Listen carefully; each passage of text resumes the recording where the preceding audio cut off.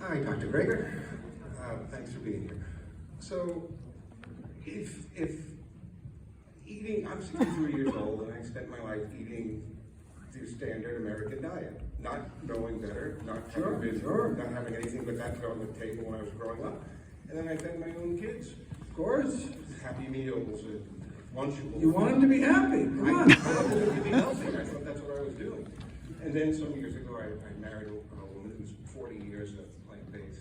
Ah, smart woman. And she's dragging me over the coals at every meal. It seems like you're at the Okay, table. yeah, but you know why?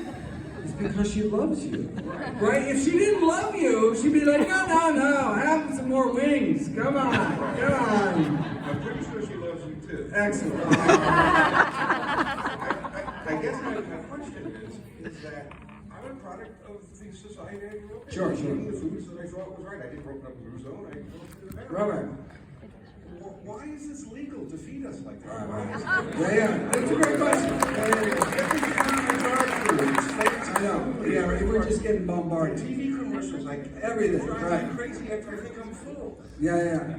Why is So it true. legal to do this? I know, right, especially since it's our #1 killer, right? And so you can think back, so a parallel that I talk about in many of my videos is like, let's go back to the 50s and look at the smoking industry. So back in the 50s, the average per capita cigarette consumption was 4,000 cigarettes a year. The average person walking around smoked half pack a day. It was just normal. Most doctors smoked. In fact, the American Medical Association told people that smoking in moderation was actually good for you, right? And so, yet there were decades of science, starting in the 1930s, linking lung cancer and smoking.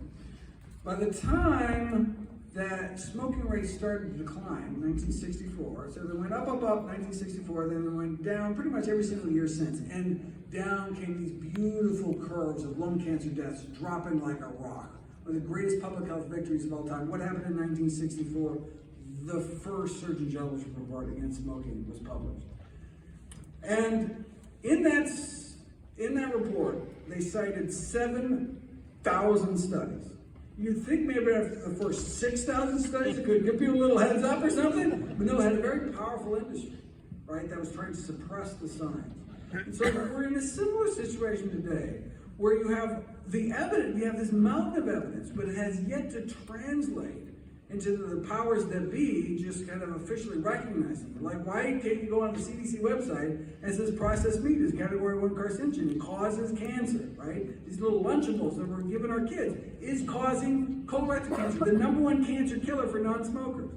Okay, so, but you're not going to see that. Why? Because we have, I live in DC, within the Beltway, there's a very powerful industry, the agribusiness, and the dairy industry, $100 million in lobbying. It's like just mind blowing, right? And so, of course, that's why why is milk like in the USA School Lunch Program they mandate you have to have milk. Why? You'd think the apple growers would be first in line for no, but it's just they don't have the money. And you say, why don't they have the money? And it's because fruits and vegetables are like the worst thing to sell. They go bad. They're perishable. They rot on the shelf. You want a snack cake that sits on the shelf for weeks, right? That's how you make money. Or even better, sell people brown, bubbly sugar water. It's like all profit, taxpayer subsidized sugar. For a few pennies, you get dollars per bottle. Oh my God. And so it's not like the CEO of Coca-Cola is sitting around thinking, how can I contribute to the childhood obesity epidemic? They're thinking, how can I satisfy the next quarterly earnings for my shareholders? And if they don't think about that, they'll get booted out and they'll be replaced by somebody else who will think about that.